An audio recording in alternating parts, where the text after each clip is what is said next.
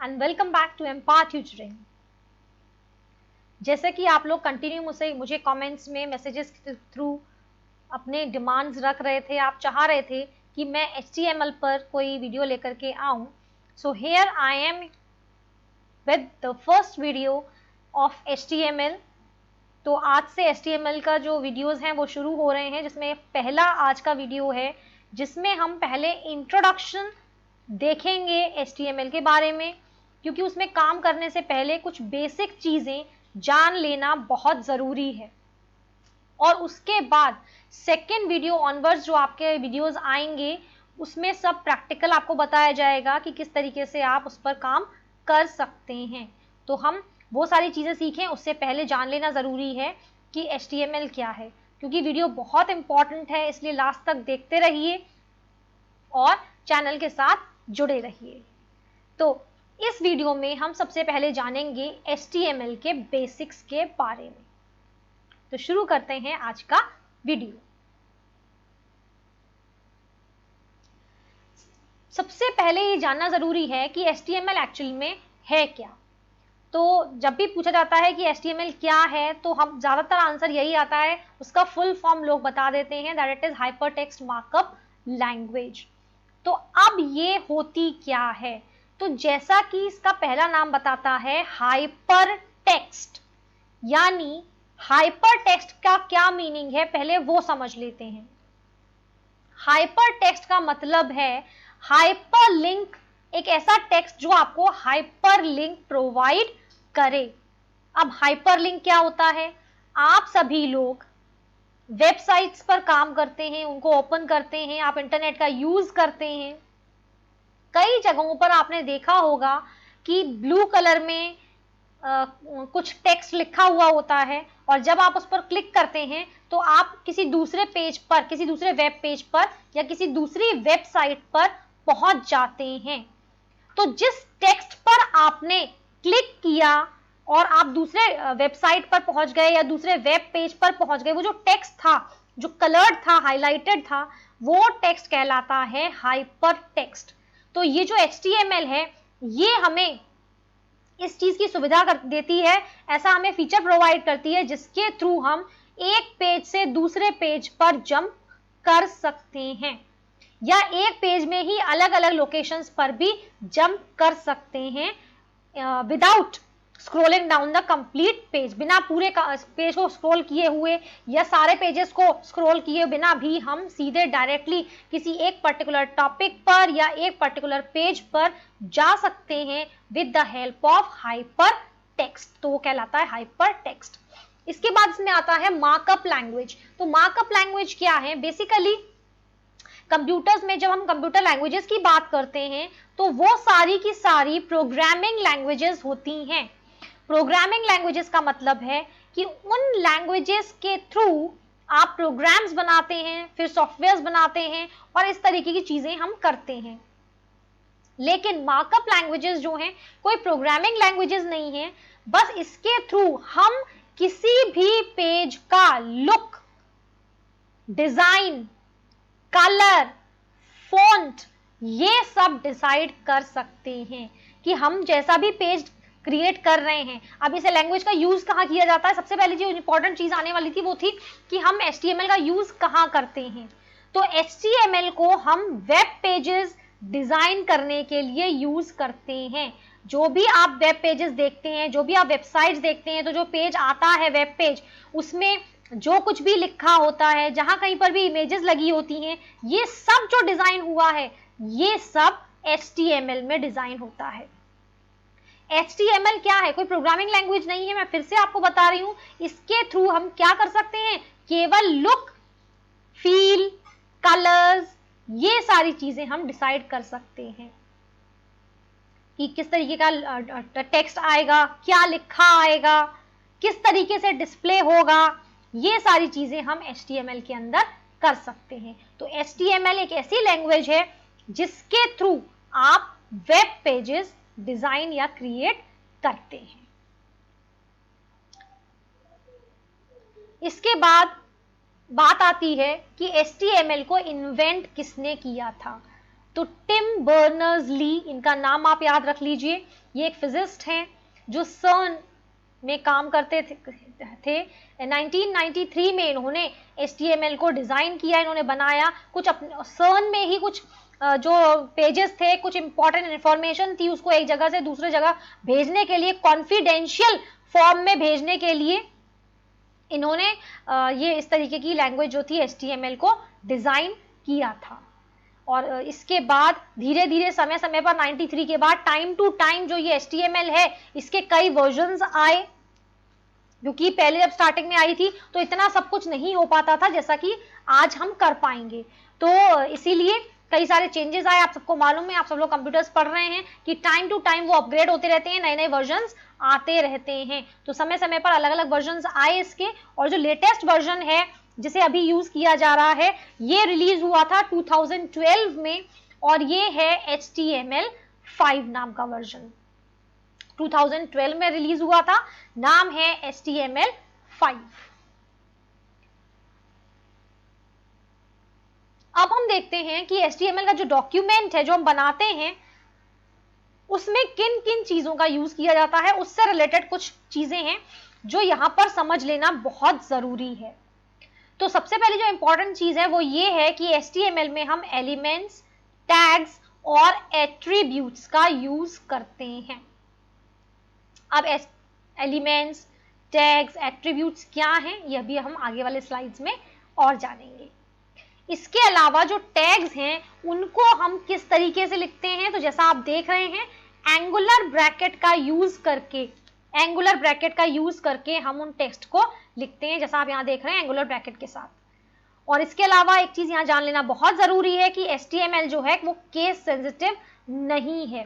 Case sensitive का मतलब है कि जो भी टैग्स, एट्रीब्यूट्स आप लिखेंगे, चाहे उन्हें कैपिटल में लिखिए या स्मॉल में लिखिए, उससे कोई फर्क नहीं पड़ेगा आपके आउटपुट के ऊपर। तो उन टैग्स को आप कैपिटल में या स्मॉल में लिख सकते हैं। इसके अलावा बहुत सी लैंग्वेजेस जो हैं वो केस सेंसिटिव होती हैं, यानी अगर उस लैंग्वेज में कोई कीवर्ड कैपिटल लेटर्स में बना है तो आपको कैपिटल में ही यूज करना होगा, अदरवाइज वो आपको प्रॉपर आउटपुट नहीं देगा। तो ध्यान रखना है HTML केस सेंसिटिव नहीं है, आप कैपिटल्स में लिखिए, स्मॉल्स में लिखिए, डजंट मैटर।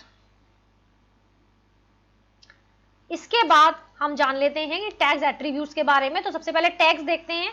टैग्स जो हैं ये कोडेड कमांड्स होते हैं जो इंडिकेट करते हैं कि आपका वेब पेज कहां कहां किस किस चीज को किस तरीके से डिस्प्ले करेगा। जैसे यहाँ पर मैंने दो एग्जांपल लिखे हुए हैं, टाइटल एक टैग है, HTML एक टैग है, और अभी पिछले स्क्रीन पे हमने देखा था कि टैग्स को हम किस में लिखते हैं, एंगुलर ब्रैकेट के साथ।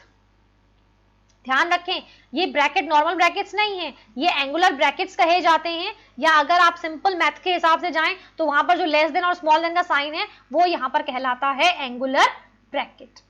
इसके बाद एट्रीब्यूट्स होते हैं। तो एट्रीब्यूट्स क्या हैं, ये होते हैं किसी भी टैग की एडिशनल प्रॉपर्टीज। जैसे यहां पर मैंने एक एग्जांपल लिखा है कि HTML है, उसके साथ यहां पर जैसा आप देख रहे हैं मैंने एक एट्रीब्यूट यूज किया है, इस एट्रीब्यूट का नाम है लैंग। लैंग मतलब कि जो HTML में मैं लैंग्वेज यूज करूंगी वो कैसी होगी, तो वो मैंने यहाँ पे EN लिखा है विच इज इंग्लिश। एक और इंपॉर्टेंट चीज यहाँ पर कि ये जो लैंग वाला HTML के साथ जो एट्रीब्यूट दिया गया है ये अभी जो लेटेस्ट वर्जन है HTML का, कौन सा लेटेस्ट वर्जन है बताइए, हाँ जी HTML5, तो ये उसी में आया है। इससे पहले HTML के जो टैग था ये जो था इसके साथ हमें कोई भी एट्रीब्यूट हम डिफाइन नहीं करते थे, लेकिन अभी जो लेटेस्ट वर्जन है 5 HTML5 उसमें ये लैंग्वेज का ऑप्शन हमें मिलता है। तो ये जो एडिशनल चीजें हमने इसके साथ लिखी थी वो थी हमारी एट्रीब्यूट्स। इसके बाद आते हैं एलिमेंट्स। ये पूरा एक इंडिविजुअल कंपोनेंट होता है जिसके अंदर स्टार्ट टैग होता है, जिसके अंदर एंड टैग होता है, और साथ ही साथ कंटेंट भी आप इसके अंदर लिख सकते हैं। तो ये होते हैं हमारे एलिमेंट्स, जैसे कि आप देख रहे हैं मैंने यहाँ पर एक एग्जाम्पल दिया है टाइटल। इसके बाद ये देखिए कुछ इस तरीके का स्ट्रक्चर आता है HTML के डॉक्यूमेंट का कि सबसे पहले हम HTML लिखते हैं एंगुलर ब्रैकेट्स के अंदर। एक चीज का ध्यान रखिए, ये जो चीजें मैंने आपको बताई ये पूरा कॉमन स्ट्रक्चर है, यहाँ पर जो भी टैग ओपन हो रहा है वो क्लोज भी होगा, जैसे मैंने इसीलिए अलग अलग कलर्स से लिखे हैं, आप देख सकते हैं। HTML आप देख रहे हैं यहाँ पे मैंने ओपन किया है, एंगुलर ब्रैकेट के अंदर मैंने इस तरह से लिखा है, इट मींस ओपन हो रहा है। और यहाँ देखिए यहाँ पर बैकवर्ड स्लैश लगाया है नीचे HTML में, तो जहां HTML बिल्कुल खत्म हो जाएगा पेज डिजाइनिंग, वहां आप सबसे लास्ट में उसके साथ क्या करेंगे, आप ये यूज करेंगे, ये देखिए यहाँ पर बैकवर्ड स्लैश और फिर HTML, इसका मतलब HTML का डॉक्यूमेंट यहाँ पर खत्म हो जाता है। इसी तरीके से हेड है, हेड को यहाँ देख रहे हैं आप ग्रीन कलर से मैंने शो किया है, यहाँ पर ये हेड क्लोज हो गया, तो हेड के अंदर आता है टाइटल और टाइटल भी क्लोज हो गया। और उसके बाद यहाँ देख रहे हैं आप हेडिंग क्लोज होने के बाद हमारी बॉडी स्टार्ट होती है।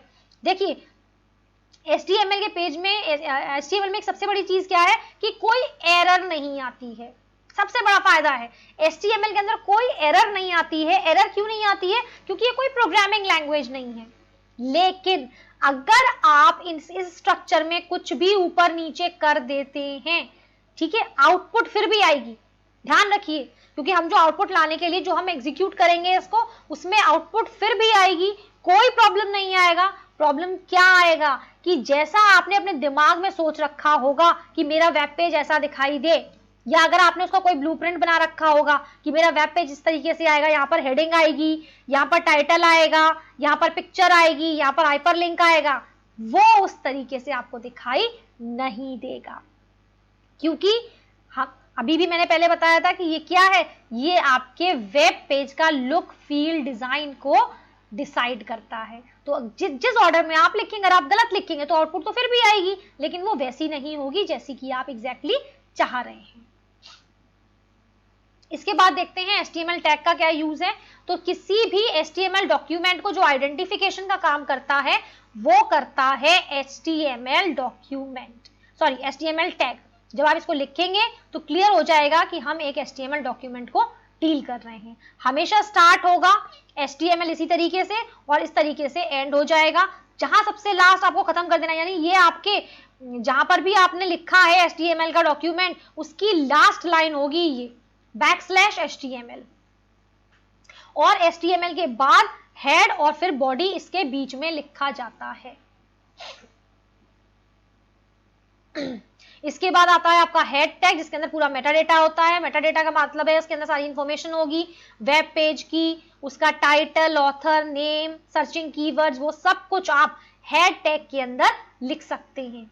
इसके अलावा ये हमेशा HTML टैग के बाद लिखा जाएगा, और हेड टैग भी ओपन और क्लोज होता है। जैसा आप देख रहे हैं, ये अगर इसके आगे बैकस्लैश नहीं लगा it means this is open, और बैकस्लैश लग गया it means this is closed, तो ये ओपन और क्लोज जरूर होगा। इसके बाद जो नेक्स्ट चीज आती है वो है टाइटल टैग की। तो ये कंटेन करता है, क्योंकि टाइटल है तो हमें टाइटल भी देना होगा डॉक्यूमेंट का कोई ना कोई, तो वो हम टाइटल टैग के अंदर लिख देते हैं। कैसे इनको यूज करेंगे घबराइए मत, लेकिन सबसे पहले जरूरी है कि हर एक टर्म के साथ आप अवेयर हो जाएं, आप जान जाएं कि एग्जैक्टली हम क्या क्या यूज करने वाले हैं। जब जान लेंगे तभी तो यूज कर पाएंगे। तो नेक्स्ट वीडियो में इसका यूज करना भी बताया जाएगा, इसलिए उससे पहले ये वीडियो बहुत इंपॉर्टेंट थी, है ना, इसीलिए मैं एट्रीब्यूट्स के साथ कोई वीडियो लेके नहीं आऊंगी इस तरीके की, वो सब मैं आपको प्रैक्टिकल उनके यूज करके बताऊंगी, तो आप समझ पाएंगे, आउटपुट भी दिखाऊंगी साथ साथ, तो आप इजीली देख पाएंगे कि कौन सी चीज को करने से क्या उसका इफेक्ट आ रहा है। लेकिन फिलहाल बेसिक सीख लेते हैं। तो ये जो टाइटल टैग में आप जो भी चीज लिखेंगे वो कहां दिखाई देती है, वो आपके ब्राउजर की टाइटल बार में दिखाई देती है। ठीक है, ध्यान रखना है, ब्राउजर के टाइटल बार में अगर आपको कुछ दिखाना है तो आप कहां लिखते हैं उसको, टाइटल टैग के अंदर। हमेशा ये जो है हेडिंग के अंदर ही लिखा जाता है, हेड टैग के अंदर ही लिखी जाती है, क्योंकि वो हेडिंग टाइटल उसी का पार्ट है। क्लोजिंग टैग भी होती है इसकी, जैसा कि आप देख रहे हैं। इसके बाद आती है बॉडी टैग। ये जो है आपका सबसे इंपॉर्टेंट पार्ट है, क्योंकि जो कुछ भी आप अपने पेज में डिस्प्ले कराना चाहते हैं, क्या कंटेंट होगा पेज में, कहां पिक्चर्स आएंगे, कहां पर हाइपरलिंक्स आएंगे, ये सब कुछ हमें कहां लिखना है, बॉडी टैग के अंदर लिखना है। तो बॉडी टैग जो है ये अपने आप में एक बहुत इंपॉर्टेंट टैग है HTML का। सारा मेन कंटेंट सब कुछ इसी के अंदर आएगा। बाकी टाइटल वगैरह तो आपको वहां टाइटल बार में दिख जाएगा ब्राउजर में, HTML वो केवल ये बताने के लिए होता है कि HTML डॉक्यूमेंट है, उसके अलावा कोई चीज दिखाई नहीं देगी। तो सबसे इंपॉर्टेंट जो चीज यहाँ पर है वो क्या है, वो है बॉडी टैग, क्योंकि यही चीज है जो स्क्रीन पर किसी भी यूजर को दिखाई देने वाली है। तो ये थे सारे टैग्स, इंपॉर्टेंट टैग्स यहां तक। आई होप ये चीजें बेसिक्स आपको समझ में आ गए होंगे, कुछ मुश्किल नहीं है। चैप्टर में बहुत कुछ बाकी है, सिर्फ मुझे आपको इन वर्ड्स के साथ थोड़ा इंट्रोड्यूस करना था, उनका बेसिक बताना था, इसीलिए मैं ये वीडियो लेकर आई हूँ। जरूर देखिए इसको और नेक्स्ट वीडियो देखना मत भूलिए, क्योंकि तब मैं आपको वेब पेजेस कैसे क्रिएट करेंगे उस सब की नॉलेज दूंगी practical.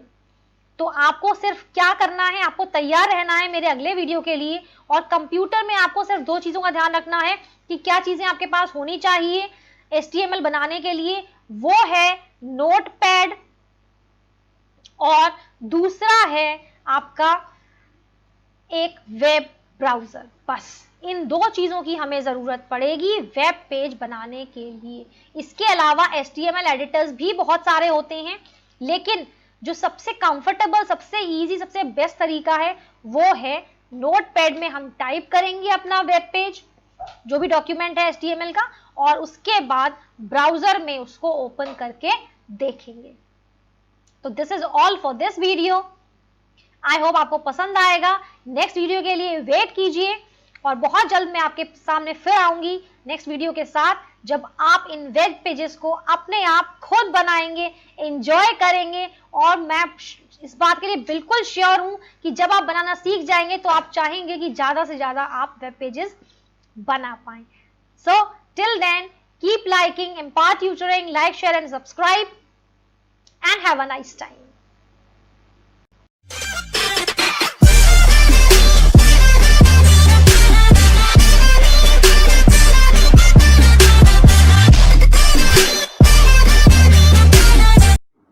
Click below to subscribe and watch more videos.